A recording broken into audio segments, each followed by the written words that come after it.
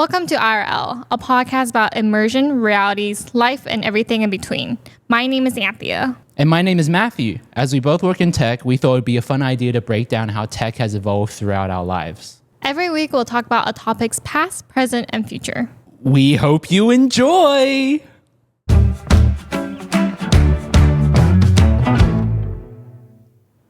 So what are we going to be talking about today? Today, we're talking about music. Music. All right, well, music was actually my first introduction into VR. So when I first got this job, my manager told me to just kind of try out all of our headsets. Mm-hmm. And then the first headset I used was the Vive XR Elite. And then there was this LoFi cafe experience. I don't know if you know about this. Was it cafe or was it a room? It was a cafe. Oh, okay. Well, there were multiple themes. I remember there was like a midnight bar kind of vibe. And then the one that I liked the most was the cafe. Mm-hmm. And it was just like, do you know what the Lo-Fi Girl is? Yes. Right. Okay. So the Lo-Fi Girl got me through like university, right? So freshly in this company, I like went into the room and it was just like amazing. It was like, you have the headset on, you obviously can't see yourself, but it was literally just like a perfect cafe, like super immersive. And then there was like a billboard, I remember, with like food and like the prices on there. And there was like a meat pie, which is like the most Australian thing ever. So I was like, there's a meat pie? Yeah. There was a meat pie on the billboard. Oh. Like it said meat pie, blah, blah, blah. Right? And I was like, wow, this is so cool. And I just remember spending like 20 minutes in that, just listening to like the lo-fi music and just chilling. And I was like, wow, this is like the most like relaxing thing I've ever been in. I thought lo-fi music was supposed to like help you concentrate better. Well, I think it does both, right? Like you either listen to it to relax or you listen to it to concentrate. Either way, it kind of like soothes your mind so you can focus on something. So for me, I didn't focus on anything. I was just literally just enjoying. Yeah, it was music. like crazy. Have you heard of Lo-Fi Boy? No, I just know the Lo-Fi Girl. So you never seen Lo-Fi Boy before? There was like a storyline about this. Wait, what? So like Lo-Fi Girl, right? That's like, yeah, the girl with the headphones and her cat is like, and she's next to a window, right? Mm-hmm. So I think the company, I'm not sure the name of the company, but they came out with a Lo-Fi Boy, I think. Or like a Lo-Fi, like a male version. And then the girl would turn around and see, like look out the window. And then for the cartoon anime, like it zooms in and then to another window. And then you see a boy that comes into his room. And instead of a cat, it was a dog. And he sits. So there's like a story behind it, basically. Well, they were creating like a story because like Lo-Fi Girl became so popular. Yeah. So they wanted like a guy version of this. I wonder if it's still popular. I think it still is. I think. I mean, I don't really use it anymore, or like I don't really use it to study or relax. Yeah, but, same. Like I've seen it on TikTok or YouTube. Yeah. Because I think back then I didn't really have a Spotify subscription yet, so like that was like my way of listening to lo-fi. But now I just like have a playlist on Spotify. So yeah. What was your experience? Like your first experience with VR and music, I guess. I would say it's the Gamified of music. Mm-hmm. So Beat Saber, Synth Writer, Just Dance. Mm-hmm. Combining music with games, right? And I guess workout. Yeah. Did you play it before you joined the company or like afterwards? I played Just Dance before, but then that was like on Switch and Xbox. So it was a very different experience compared to using like a headset. Yeah, for sure. Like much more immersive. And very unique, I would say. Like a very different, very, very different experience. I mean, it's just something that we non-VR users would ever experience, right? Like I remember for me, it was Lo-Fi Girl and Beat Saber. Because like those two games were the ones that I could play at work. Because like the other games, I'd be too into the story, right? And then I'd spend an hour in VR. But like with those two games, it's just like, you turned on the Lo-Fi Cafe for just a little bit of relaxation, and then Beat Saber just to like play, a few songs. Yeah. So that's like kind of how I got into VR, I guess. But I mean, let's just talk about music first. Like what type of music do you like? I don't think I have like a specific genre or like like obviously pop music, mainstream music, right? the ones you hear on the radio or TikTok or like recommended on YouTube. But I used to like deep house. What's that? Like the dance music? No. Well, yeah, sort of, right? The like less singing, more of the beats and music. So like artists like David Guetta and 𝐂𝐤𝐦𝐿. I actually have a manager that works. Like, you know how we listen to lo-fi to work, right? He listens to house music to work. And I never got that because it's a little bit too like a little bit intense for me. You know, it kind of overtakes like what I have. Well, I mean, I don't listen to it like to work. I don't really listen to music when I work. Oh, you don't? It's more for a commute. Then what do you listen to when you work? I don't listen. Really? You Because just like it distracts me. Oh, so for me the same thing happens. So I have to listen to like music that doesn't have lyrics. Like no words. But that's interesting. I did try classical music because there was like a study, I think, a long time ago about like how classical music helps you focus better. But it really depends on what kind of classical music. If it's like very intense classical music, I can't focus. You know, that's what I was gonna say. I feel like people think classical music is very like mellow and stuff, but there's like so many like intense like dun dun dun. It's like crazy. It kind of gets me stressed out sometimes, especially because the instruments are like very like horn based or whatever. So like they're very loud or like they're very intense. Yeah, but yeah. So I used to when I was in school, I used to try to listen to classical music. But that didn't really work. For me, normally, like I said, when I do work, I listen to lo-fi. But on like casually, I like hip hop because like I started rap? off, yeah, rap and hip hop. I started off as a copywriter here, so words are very important to me, and I feel like in like hip hop or rap, like the way they rhyme words is like so unique to me, and I love like. Just like very, very technical rap. Like when they like rhyme like double entendres and stuff like that. No, so like, you know, I have a hat. He has a bat, right? That's only one rhyme, right?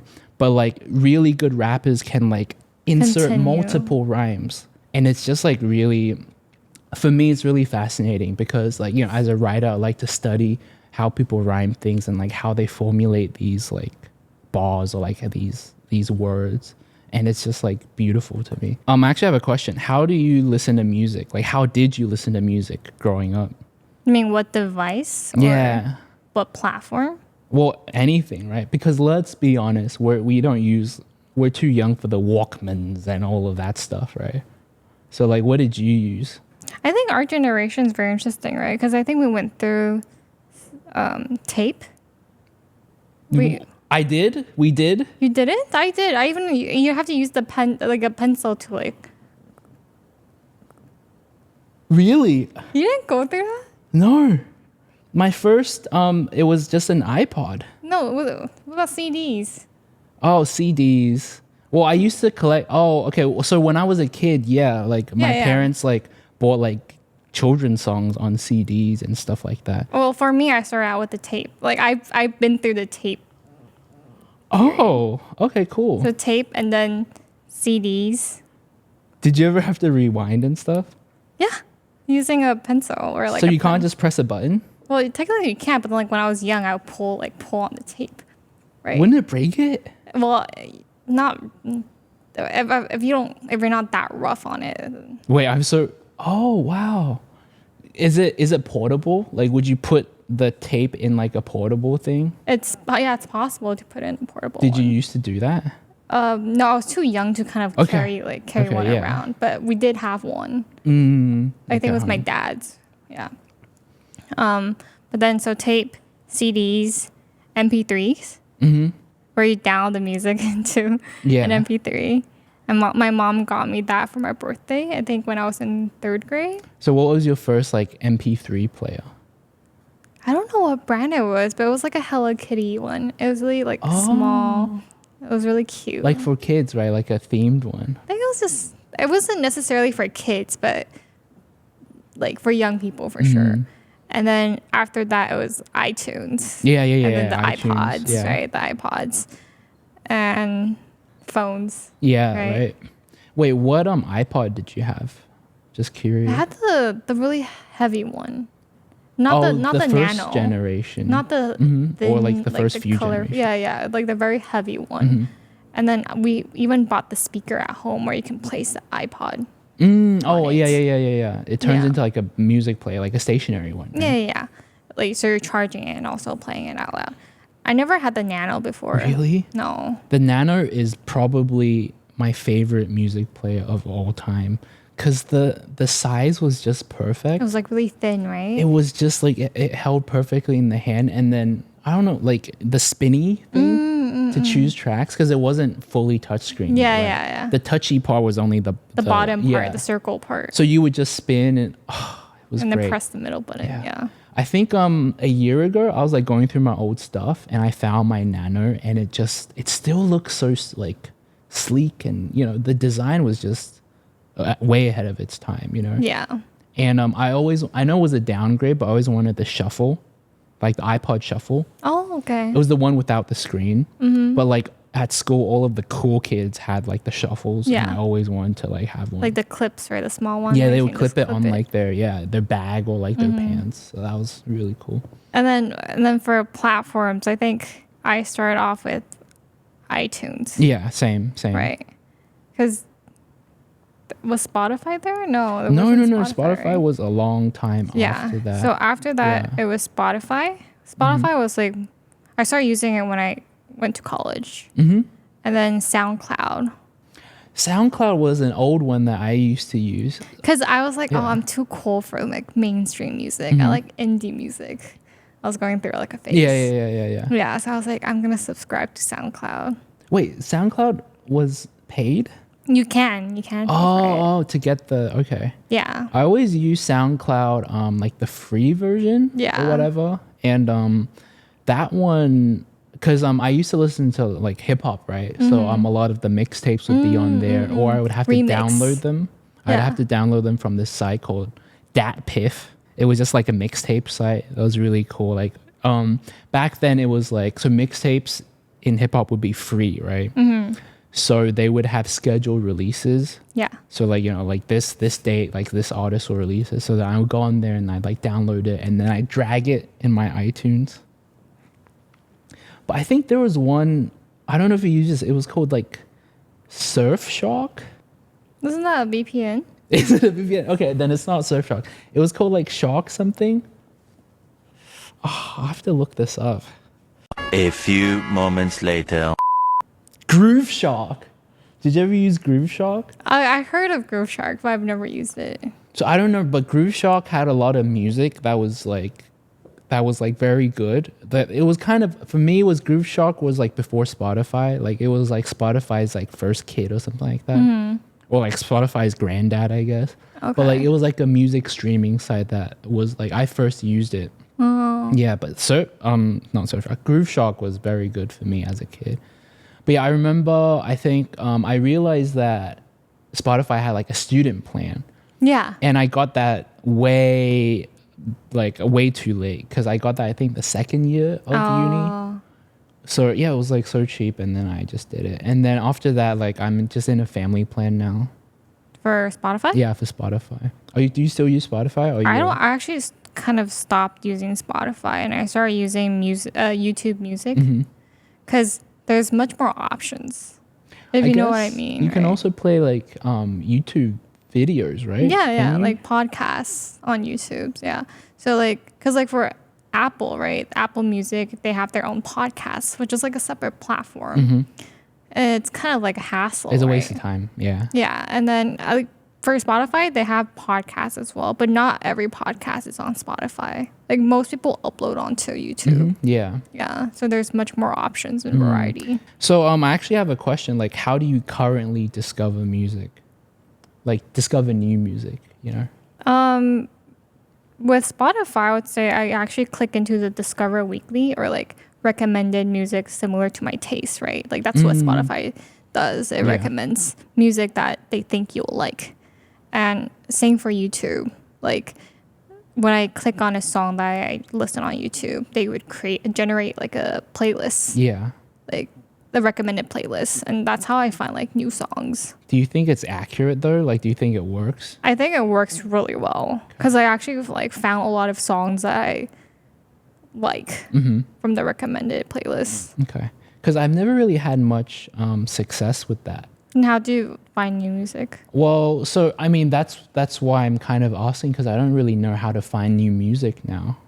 Because back then when I was a kid, like, you know, we would watch music videos, you know, like, because music videos were used to promote. What's like, it called? Vivo? Vivo? Yeah. Vivo on YouTube, right? Yeah. Or like for me, like, you know, I used to just watch MTV because they had like the music videos and they used to promote, and I'm like, oh, this song sounds good, and I would go from there. Yeah. And like back in like university, I would have a little more time, so I would just look up artists and stuff. So I'm just curious how you do that. So you just go through the recommended. Yeah, but don't you do it on Spotify? Like go through the recommended.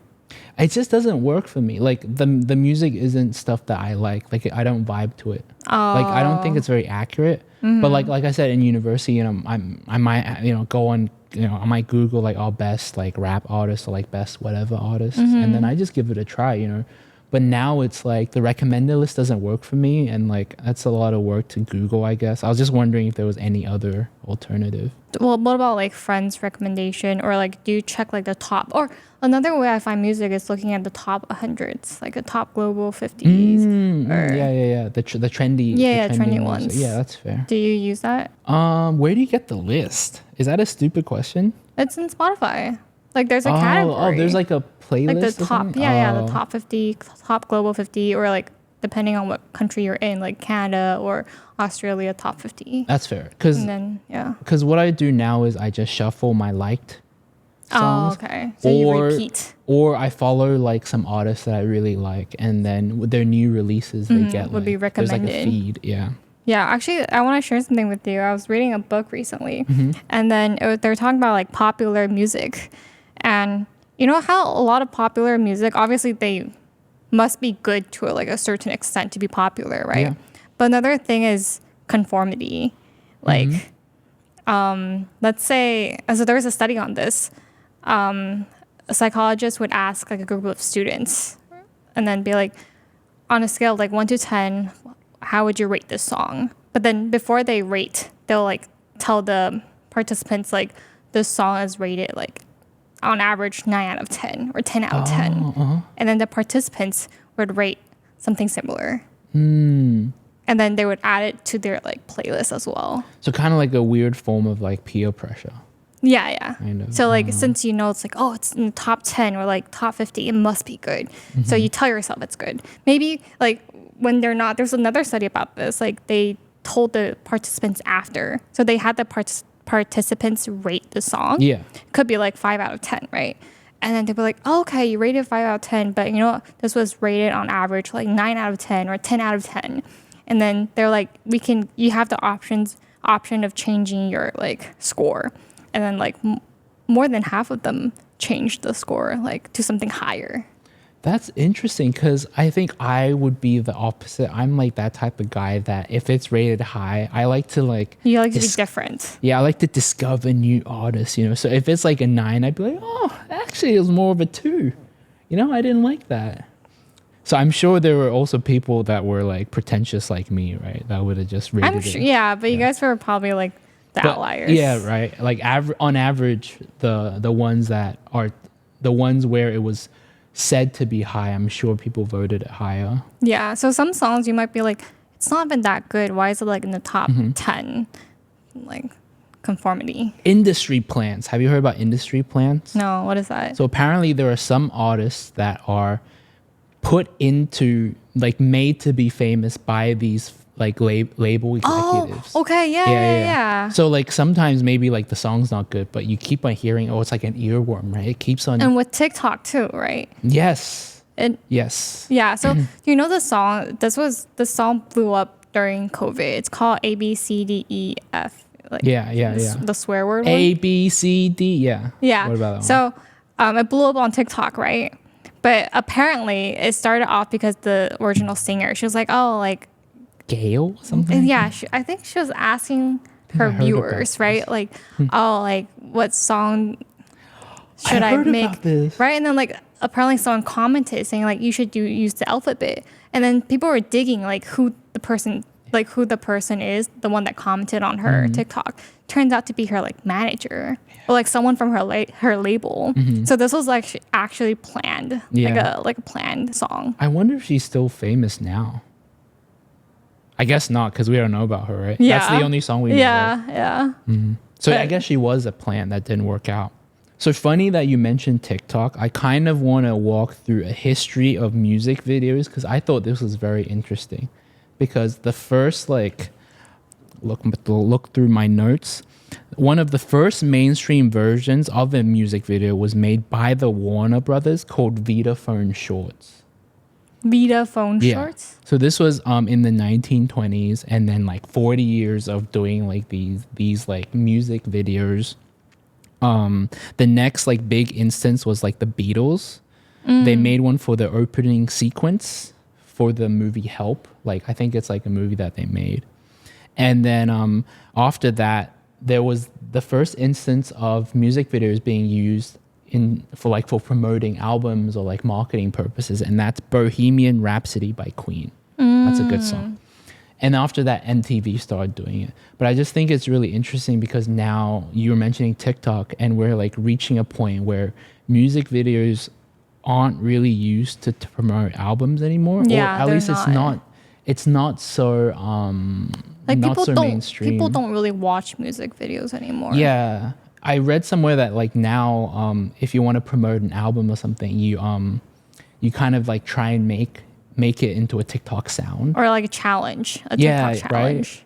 Right? And you try and like capture the best 10 seconds, like 20 seconds of the song, and then you like try and get it viral on TikTok, which is really interesting because that's just how I think that kind of affects how music is made, right? Because now music is made to just get those 22-second highlights, like 20-second highlights. Yeah, like with K-pop, I don't know if you've seen it before, but K-pop, when like an artist or like a group, when they release like a new song, they'll do like the ABT challenge. What's or like that? the song challenge. So the song name and then challenge.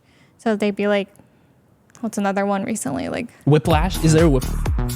Yeah. Is there a whip? And then actually what they do is Whiplash they would challenge? the singer or like the person from the group would dance with like another K-pop star. Or like collaborate. A collab, yeah. And they'd be like, oh, do the like Whiplash challenge with us. Do the Whiplash challenge? Yes. Okay.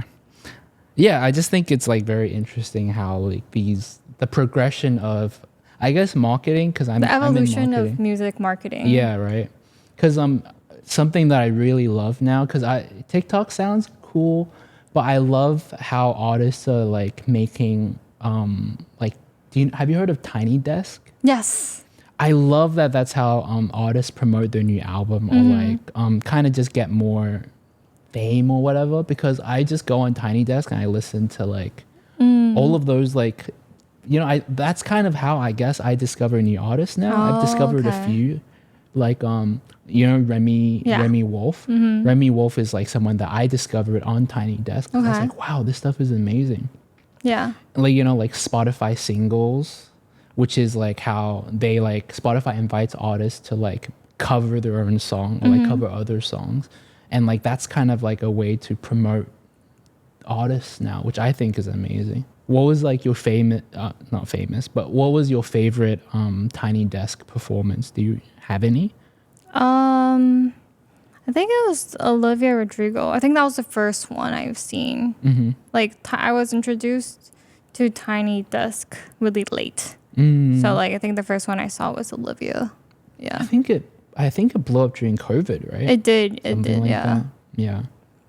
My favorite was the Sam Smith one.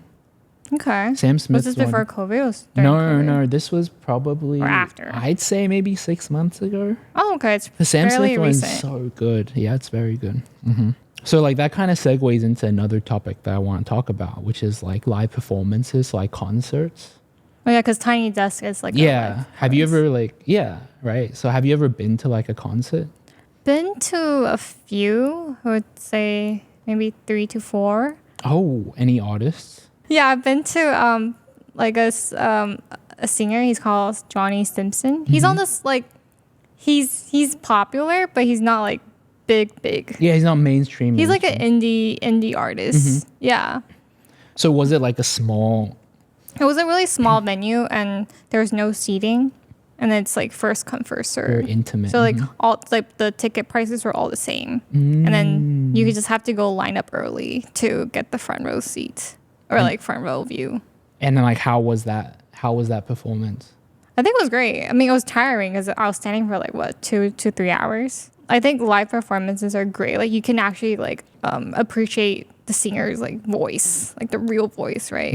Yeah, instead of like auto-tune or edit it. So I've actually never been to a concert, and it's something that it just doesn't really like interest me as much, because like the ticket prices are either really expensive or like it's a hassle to be there, and there's always a risk. I heard like nightmare stories of like artists canceling and stuff. And like for me, I've never really found, maybe I haven't found the artist yet, but I've never really wanted to go to these experiences. So like, I guess my question for you is like, what makes a concert experience so great? Is it the singer or is it like the atmosphere?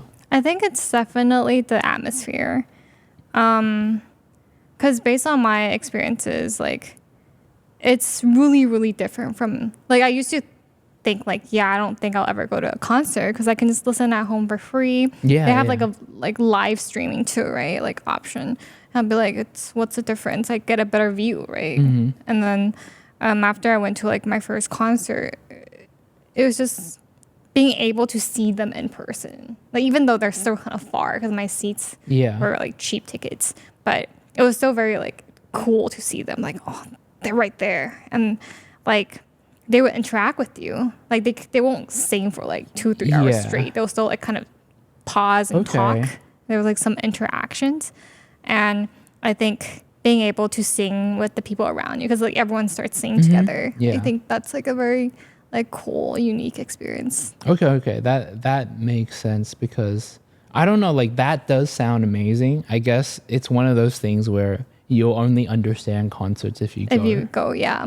No, but I totally get you. Like, because I think with concerts, I hate having to like, you know how I sold out very quickly, right? Yeah. You know, the stress of like having to enter your card number or like refreshing the page or like waiting for the like, oh, you're like number 100 in line or something like that. Like it's super stressful. So I don't really like doing that too. So do you have to like, you literally look at the clock, right? And then you like spam the buy button. Okay. And you don't necessarily like get it. Okay. Like I hate that. Like, so like I don't really do that unless I'm sure that I can actually get like a seat. Do you get friends to like buy it for you or like try and like get the same ticket? I've never liked an artist enough to do that. Like, yeah, the concerts I've been, the tickets are relatively easier to get. Yeah. But I have to say, like, I never been to like a music festival like Coachella. Me neither. I mean, it looks really interesting.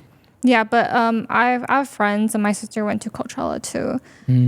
They said that it was really for the vibes, you know, like the entire vibe.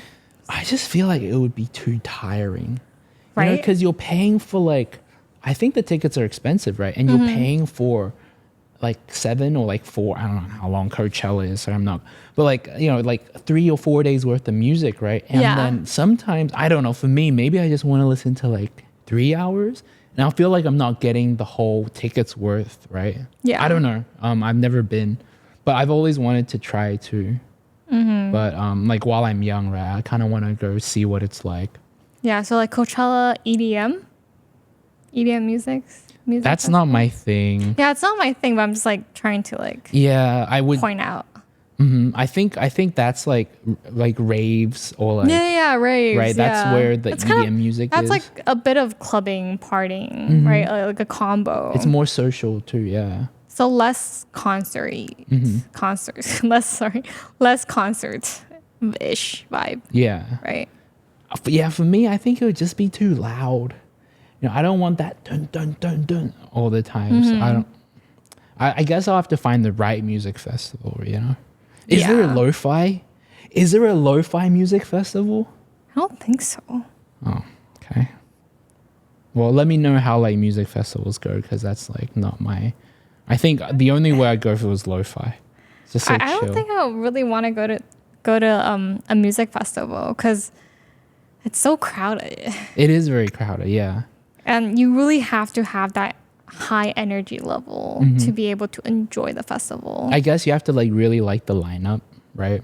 The lineup has to, the music, like the artist lineup has to be perfect, or else there are some times when you just get kind of low energy. So I don't know if I can say this on camera, but from what my friend told me about EDMs or like music festivals, you take drugs to be high, to keep your energy level high.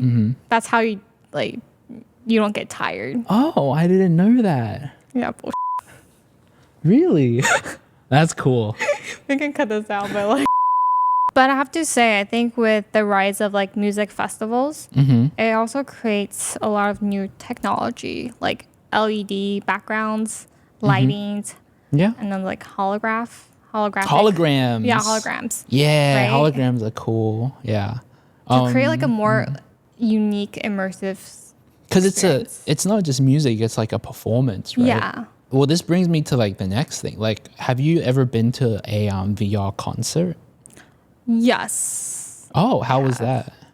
To be honest, I thought it was okay. Like, it wasn't bad, but it was pre-recorded, right? It's not like a live concert. Yeah. It's a performance. So like, I was just in the space, and then you can obviously go really close to the singer, but you can't really do anything, right? Like, you just stand there and just kind of watch. It's still 2D. But it's not really 3D. But they're super close though. Like, they're literally right. So the one that I watched was like a Megan Thee Stallion kind of mini concert. Okay. And it was amazing. Like, the fact, because it's a performance, right? It's literally a performance where you like, I guess she's acting, right? She acted it out already. So she has like dance moves, and like you go super close, and then like it feels like she's singing for you, like a solo performance. Like, she's looking at you, right? Yeah, and for me it was crazy because I was like, I wasn't the biggest Megan Thee Stallion fan, but like it made me a fan of her because it's like, wow, this is kind of like music performed at me, right? Like, I felt like special a little bit, you know? So I thought it was really cool. Yeah, well, I have to say, like, I feel like VR concerts are not like a replacement to like live concert. I think it's more of a alternative. Okay, like, that's fair. Giving people a second option or like second choice on how you want to enjoy your music. Because let's say you're living in Texas, right? And the concert's happening in LA. You can use like a different way to join the concert. Yeah. Or like if you're on budget too. But I think that's very debatable, because what you're saying is that the concert experience, the best part about the concert experience, the highlight is the atmosphere. And if VR or like holograms, if they can capture the essence of a concert, I actually think there might be a chance where like it's actually, I don't want to say better, but like I think it could be a replacement. Because I'm amazed VR, they have this thing called a theater tour where a bunch of people, like, instead of like, they kind of like they go to a movie theater, and then they all sit there, and then they wear their VR headsets, and then the performance happens. So you're kind of still in the atmosphere. And I mean, it's definitely, I don't know if it's there yet. I've never been, but like, I feel like once technology keeps on progressing, like that might just be the next form of, because it's not really about the artist, right? Like, I'm not there, well, debatable. But for me, I don't think I'll be there to like see the artist right in front of me, right? I want like a special performance, or like a different way that they sing this album or like perform this album, and also enjoying it with the people around me. So if I can like look around and like everyone's enjoying the music and we can all sing along. I don't know, because I haven't really been to concerts, but I could see that being like something cool, I guess. I don't know. Well, I think from my experience, since I've been to like a real concert, right? And I've also attended like a VR concert, I think, in my opinion, I think it's not replaceable. Oh, okay. Like, maybe if technology advanced to a point where VR is super realistic, or let's say something similar to Sword Art Online, where you kind of your real body fall asleep, right? And then your conscious is in like a virtual platform. Maybe, right? It could be very similar to a real life concert. But I think right now with our current technology, it's really just like an alternative instead of a replacement. Very fair, yeah. Yeah, but like I can also say that like the benefits of a VR concert is that, you know, some people are like claustrophobic. They don't like this. Like, they're claustrophobic in a crowded space, or people with like disabilities, or you know, it's like budget. You know, like it really provides like a better, like another, not better, but like another option for people. Well, also I think another benefit is like you can kind of take away the limitations of the physical world, because like you said, like these light shows, right? Like they can only do so much. Have you heard of Beat Day? Yes. So Beat Day, they make these virtual concerts, but also they make music videos. And there's a music video for an artist that I like. His name is Trout Fresh. Pretty cool rapper. And it was a music video that couldn't be done in real life. Does that make sense? Like there are limitations to these videos in real life, and I just saw this like music video, and it just blew my mind. Like the colors, like the things that were happening, it was completely different from what I thought was like a classic music video or like a classic whatever. So I think if they can capture that in a concert kind of vibe, like I don't know, the sky's the limit, you know? No, I agree with you, because I feel like with the virtual reality setting, you have less limitation. Yeah. Because in real life, you definitely have some like lighting or animation limitation. Yeah. But in VR, there's really no limits, I would say. Wait, so what VR concert did you go to? I went to the Sabrina Carpenter one. Oh, you went to that one? Yeah, Espresso. Wait, how was that? Well, whoa. I mean, it was cool, but again, it was pre-recorded. And then at the end of the day, it's really still 2D. So like, I'm just there, but looking at a screen. What headset were you wearing? Quest. Oh, well, that might be why. It wasn't a Vive. Well, now we found the issue, right? So like I guess like music, right, with concerts, but there's also like performing music or like playing music. Did you ever used to own an instrument, or did you ever play an instrument? Piano. Like all Asians play piano. Violin, clarinet. Oh, you're so Asian. French horn. Oh, French horn is French horn Asian? I guess it's more French, right?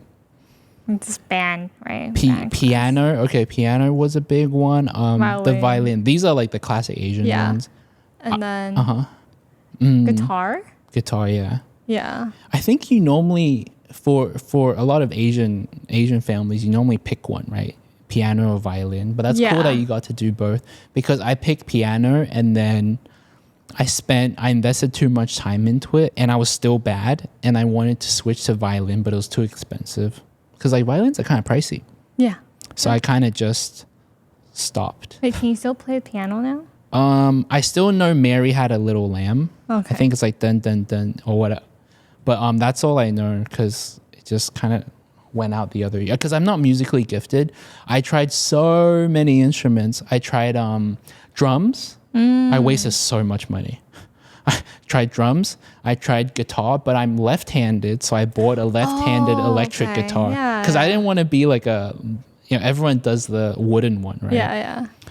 Because like with Ed Sheeran, there was like a sun spike in wooden guitars. Everyone was trying to be tap, So I tried the electric guitar, left-handed, and I bought all the stuff. Like I bought the bass, not the bass, the machine, the amp. I bought the amp, and everything, and then I just couldn't figure it out. And also I broke my arm at the time, so I couldn't play for a while. And that kind of just, my musical interest went downhill. But so I tried so many instruments and none of them stuck. Zero. But do you play games on like phones or like on your laptop, like Guitar Hero or Piano Tiles? Well, I'm really good at Tap Tap Revenge. If that's a musical skill, then I'm so good. There was like I was really good at the Lady Gaga DLC pack. I bought that one. So good. Throwback. Yeah.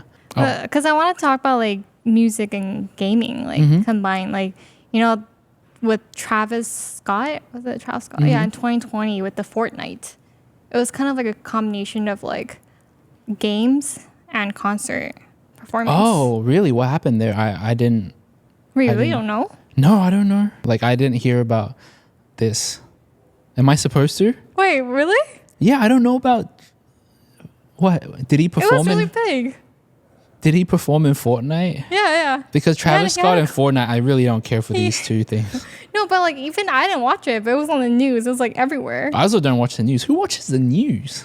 Anyways, well, tell me about Travis Scott and Fortnite. I mean, I don't really know the details, but basically the Travis Scott concert with Fortnite was in 2020, and it had like 12.3 million like viewers.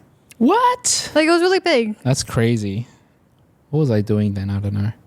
But yeah, it was linking back to like VR concert. It's kind of similar. Yeah, but like a virtual performance. Fortnite it's a game though. Like, how do you listen to a concert in a game? Like, I'm not really sure about the logistic and the details, but apparently Travis Scott just worked with Fortnite to have this. Yeah. Okay, that's cool. Like, I really didn't. I had no idea about this. But I edited an article about Eminem being in Fortnite somehow, somewhere. I don't know how. I clearly didn't edit it well, but I don't know much about it. Well, so the reason why I asked about the instruments that you learned as a kid, it's because like I wish that VR was actually around when I was a kid. Because there's this app, I don't know if you tried it, it's called Piano Vision. It's where you put on like your headset, right? And then it's AR where you can look at a real piano and then it tells you which keys to play. So it's like a live piano teacher. And it's like crazy because back then I had to look at the book. What's it called? The music book. I have to do this. So you can't read sheet musics. Of course I can't. I stopped in like second grade. But yeah, but like with Piano Vision, you don't have to, right? You kind of just like, it tells you when to press the black one and when to press the white one. Like, So it's like kind of like a game music. It's like an educational thing. I guess it is a game, right? It definitely is a game, but I would think that for me, if I had it as a kid, it would be more educational where I could learn these songs. You know? Gives you more motivation to like want to like learn. Yeah. And also with paradiddle, have you heard of paradiddle? No. Paradiddle is this drum. It's basically this like AR drum thing too, where you have like drums in front of you. So you wear a VR headset? Yeah, you wear a VR headset. And what's cool is like I actually really, really love drums. Drums was like that one instrument that I wanted to keep playing, but it was so hard to like figure out, right? Because you have to buy a drum set and they're expensive, and then it's like loud for everyone. And then the electrical drums, you know, those silent drum sets, those are just really expensive. So I think, so in paradiddle, you could just like play it with your controller and it sounds really good. Literally like just like playing the drums. Oh, you use the controller as yeah, like you play the stick. drums and then you like, you know, you like set up your drum set in front of you and you can like even freestyle it. Like it's kind of like sandboxy where if you want an extra one in the middle or like more cymbals and hi-hats, you can add more. It's just like, it's just really cool, you know? Yeah, so I think, I just think if I had that as a kid, I would have, I'd be a maestro right now, you know? Yeah, I've never heard of that, but I think with AR, it can definitely like make music learning more accessible because not everyone has the money or like the budget to buy a piano or like an instrument, right? Because instruments aren't cheap. Yeah. And like cello, like bigger instruments like harp, cello, where it's harder to, it's like less easy to port, like it's less portable. Yeah. And like you have these instruments, but like you also need a teacher. And that's like money and that's like time and all of that stuff. I actually have a story. So I you know, on YouTube, right, I go down these rabbit holes so much.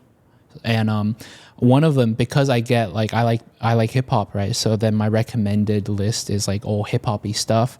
And I went down a beat battle rabbit hole. Do you know what a beat battle No. is? It's like these producers that make the beats, like the instrumentals for rap. They play like a bunch of beats on stage, and then like the crowd reacts and the crowd votes, and it's just really cool, right? It's just a really cool atmosphere. And I was watching this and I was like, you know what, I could do it. That's gonna be my next thing. You know, this was over, I think this was during COVID or like a little bit after COVID, where like, you know, everyone had a little bit of free time. So I downloaded like this app on my Vive XR. It was called Virtuoso. Have you heard of this app? I think so, yeah. Virtuoso. So it essentially, it's like VR, right? Yeah. And you can like make these beats in front of you. Because I tried GarageBand and like it just didn't feel, I wanted to be like the cool people that would like, you know. So yeah, so then I tried making these like beats with Virtuoso, and it's actually really cool because like, you know, you can like make these like beats, like drums, hi-hats, whatever. And then they also have other like cool instruments like harps where you can kind of do this with your hands and then it would kind of like hop it up, and it's just crazy. And I tried making a beat and it was terrible, and that's the last time I ever used the app, and I wasted $20, but it was just really cool. It was a cool experience. Like if I had that as a kid, maybe now I'd be a music producer, you know. I don't know, who knows. Yeah. You know. So yeah, like that technology I think is the most like, it's so interesting to me because like, you know, like as a kid, I wanted to do all these things, but like maybe like physical limitations or like whatever, I couldn't. And like nowadays, you know, I could just play the drums at home. I could just, you know, I could make a beat. Honestly, I feel like as technology advance, there's like more and more possibility of like how to learn music or experience music. Sure. So like when you're talking about like AR or like playing the harp using the drum with the controller, right? I think we talked about haptics glove, right? Where you can feel the sensation. Yeah. So like, let's say you're wearing a haptic gloves instead of using a controller. You actually feel like you're holding two sticks, and you can actually feel like the vibration. Oh, it's even more immersive, right? More realistic, I would say. Yeah. So yeah, I think there's a lot of possibility for the future of music with like technology, and like we were talking about virtual concerts. So you were talking about how artists or, you know, their labels can create unique stage like presence that are limited in real life. Yeah. Like I think that definitely will become like popular, like because it's a growing thing, right? I feel like there's going to be two types of concerts: real live concerts and virtual concerts. And I think, and maybe like holographic concerts. And I think they're all just going to be different tiers, right? Like obviously the artist can only be in one place. But you know, like let's say, you know, wherever you are, maybe you can just go to a 𝐤𝐤 concert. Well, no one knows who she is anymore, but like, you know, she can perform that one song. You know, like maybe she could be performing in one place, like an IRL concert, and she's performing like holographic concert in multiple cities. You know, that's really cool. And also with the haptic gloves that you were saying, like I think the possibilities are like literally endless, right? Because if you can get the haptic gloves to get the weight of a guitar right, and also feel like you're plucking on strings, you could literally just play the guitar with just gloves. You know? Mimicking. Yeah. Trademark that, by the way. Trademark that. I'm serious. That sounds pretty cool, right? I guess it's just very interesting, exciting. It's very exciting to see how technology can change and evolve the way we listen. Yeah. Create and learn music. Life, technology, and everything in between, right? Yeah, literally. Actually. Thanks for tuning into IRL. Like, subscribe, and comment what you'd like us to talk about in the future. See you next time. Bye.